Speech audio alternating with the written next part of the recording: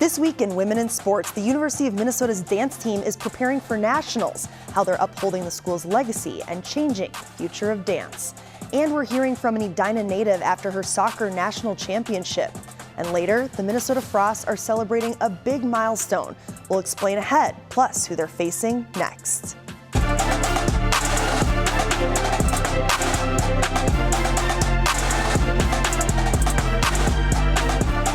Thanks for joining us. I'm Marielle Mohs, and here at WCCO, we are celebrating the highlights of female athletes in this new digital segment called Women in Sports. We'll share new stories with you every week right here as we do our part to give these athletes the recognition they deserve.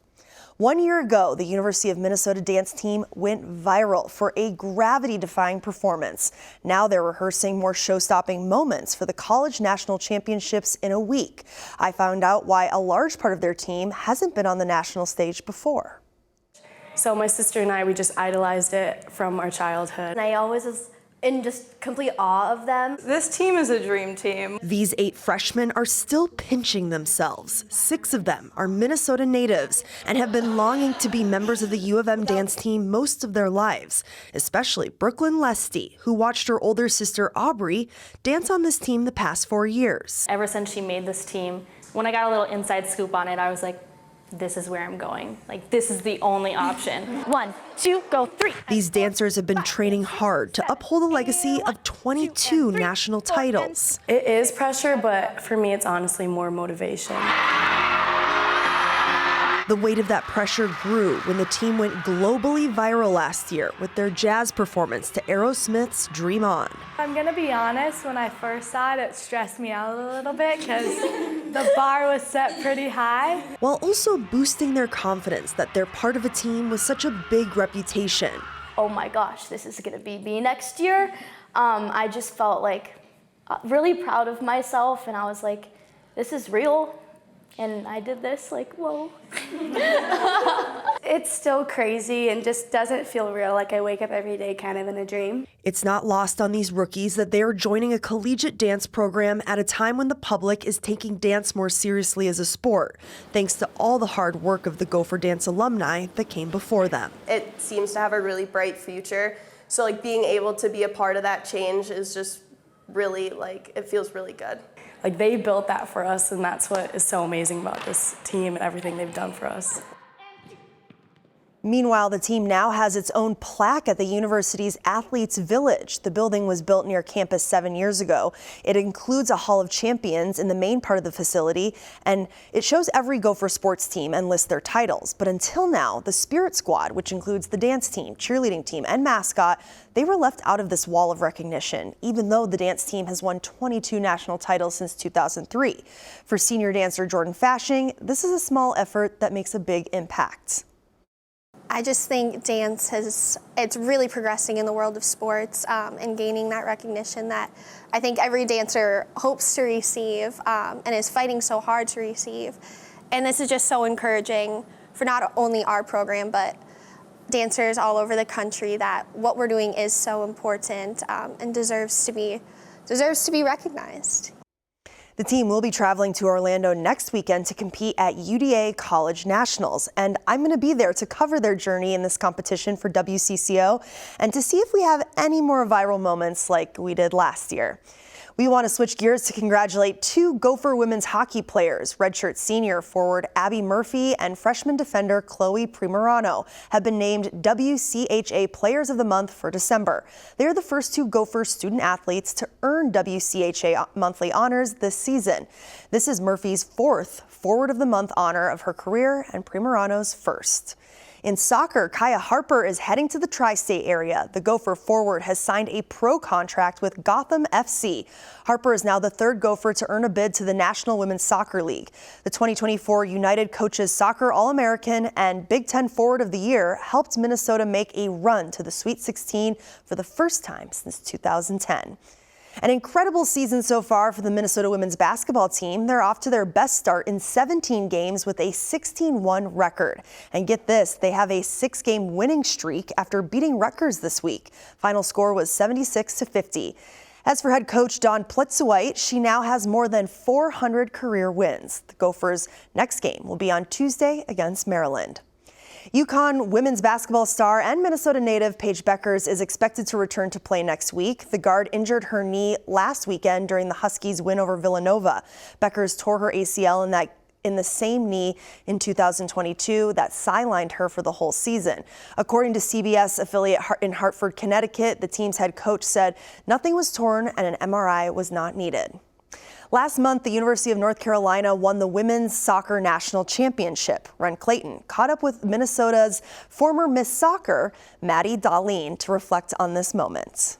Carolina can celebrate. The drought is over! This December, North Carolina women's soccer and Minnesota's Maddie Dahlien won the NCAA tournament. Honestly, surreal. I don't think it's even hit me yet that we're national champions, but I'm just so excited and a lot of joy. A 1-0 win over Wake Forest made the Tar Heels national champs. 2 years ago, when Dahlien was a freshman, they surrendered an historic comeback and lost in that same title match. You know what it feels like and you never want to be there again.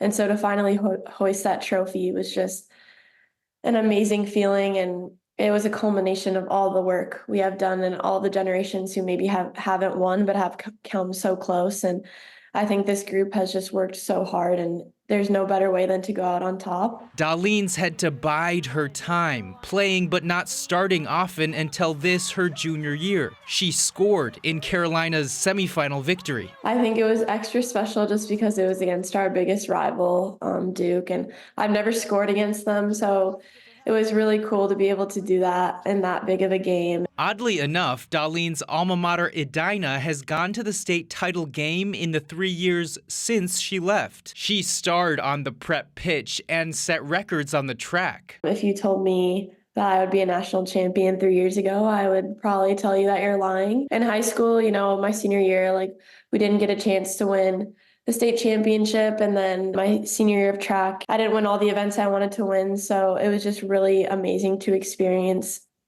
a team championship. And I think for me, it was one of my biggest goals a lifelong goal since I've been little. So it's just surreal to be able to say that I accomplished that. How crazy was the last week at, the athletic department of UNC with you guys winning and then, a certain coach getting hired there for the football team? Yeah, it's an amazing opportunity for our football team. Bill Belichick is an amazing coach. And then, I would argue that Damon Nahas is as big of a hire. And so our athletic department is just running right now. A talent like that is, of course, going to go places. Maddie signed pro this week. She'll be joining Seattle Reign FC as a forward.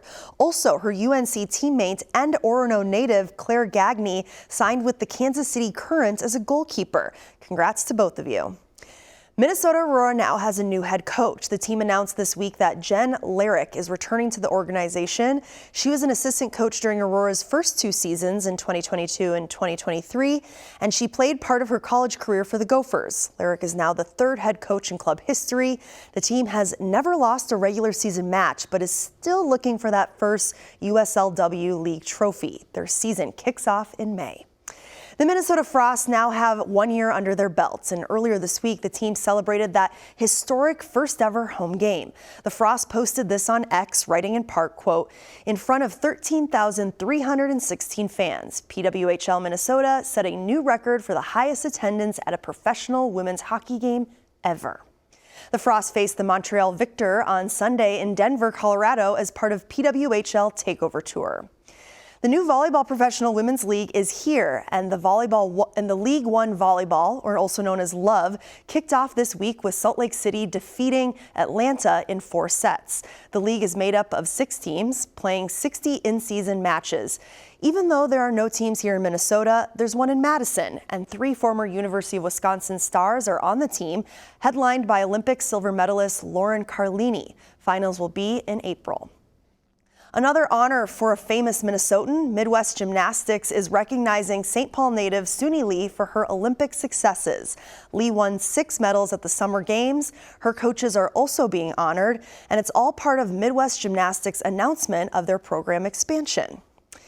It's a first of hopefully many. A Rosemount High School student athlete has been named a finalist for the inaugural Maxwell Football Club Girls National Flag Football Player of the Year Award. Talia Vesio is among more than 30 players who made this list. She was on the Rosemount team, the one that won the first ever flag football championship in the state. The inaugural MFC National Flag Football Player of the Year Award will be presented in March at the 88th Maxwell Awards in Atlanta, Georgia. Thanks for watching this week's Women in Sports. We'll be back with more great stories next week. I'm Marielle Mohs.